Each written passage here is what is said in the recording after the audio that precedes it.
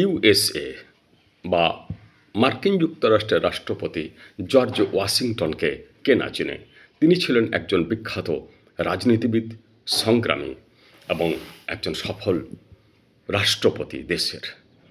তো তার বিচার ক্ষমতাও ছিল অসাধারণ। তো তার সেনাবাহিনীতে একবার একজন সোলজারের দরকার হয়, একজন দক্ষ সৈনিকের দরকার হয়। তো তিনি ইন্টারভিউ নেওয়ার ব্যবস্থা করলেন।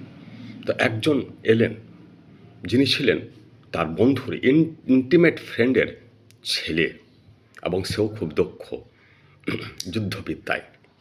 আরেকজন ছিলেন অন্য লোক, যেও খুব দক্ষ যুদ্ধবিদ্যায়। তো ইন্টারভিউ হয়ে গেল।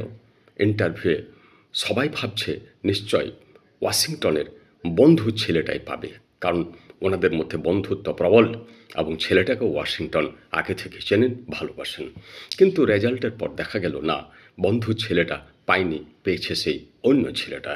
অর্থাৎ ওয়াশিংটন এখানে যথার্থ বিচারকের পরিচয় দিলেন। তিনি পূর্ব পরিচয় বা বন্ধুত্বকে গুরুত্ব দিলেন না, এবং একেই বলা হয় সঠিক বিচার।